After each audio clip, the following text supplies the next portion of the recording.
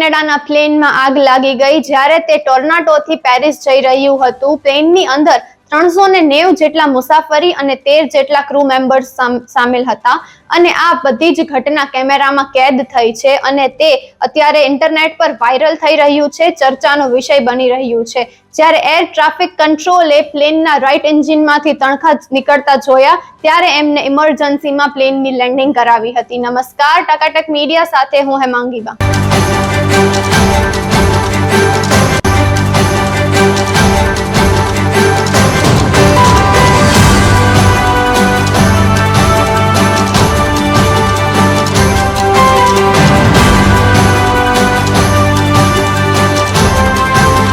ઘટનાના અંગે એર કેનેડાએ એક નિવેદનમાં જણાવ્યું છે કે ઘટનામાં ઇન્ટરનેટ પર પોસ્ટ થયેલા વિડીયોમાં દર્શાવે છે કે કમ્પ્રેસર સ્ટોલના પોઈન્ટ પર એન્જિન છે. આવું ત્યારે બની શકે છે જ્યારે ટર્બાઇન એન્જિન સાથે તેનું એરોડાયનામિક પ્રભાવિત થાય છે. આ વિવિધ પરિબળોના કારણે થઈ શકે છે, પરંતુ તેનું પ્રમાણ એવું જ આવે છે કે એન્જિનના મધ્યથી હવાનું પ્રમાણ વિકસિત થાય છે.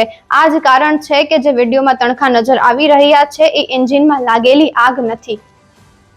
આ વસ્તુ ઉપર ફ્લાઇટની અંદર જે ક્રૂ હતું તેમને જાણ કરવામાં આવી હતી અને ક્રૂની પ્રોબ્લેમ સાંભળ્યા બાદ, તેમની સ્થિતિ સાંભળ્યા બાદ તાત્કાલિક પ્લેનને પાછું ફરીથી એરપોર્ટ ઉપર લેન્ડ કરવામાં આવ્યું હતું. સદનસીબે કોઈ જાનહાનિ નથી થઈ. તમામ જ મુસાફરોને ત્યાં એરપોર્ટ પર રાખવામાં આવ્યા અને રાત્રેની ફ્લાઇટથી પેરિસ મોકલવામાં આવ્યા હતા.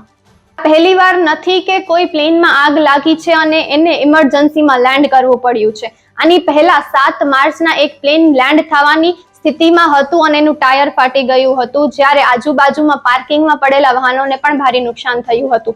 સદનસીબે કોઈ જાનહાનિ નથી થઈ, પરંતુ લેન્ડિંગ સમયે જે સ્થિતિ હતી તેનો વિડીયો ઇન્ટરનેટ પર બહુ વાયરલ થયો હતો. ત્યારબાદ 13 માર્ચના ફ્યુઅલ લીક થવાની સૂચના પર ઇમરજન્સી લેન્ડિંગ કરાવવામાં આવ્યું હતું પ્લેનની અને ફરી પાછું એક આગ લાગવાની સ્થિતિ સામે આવી છે.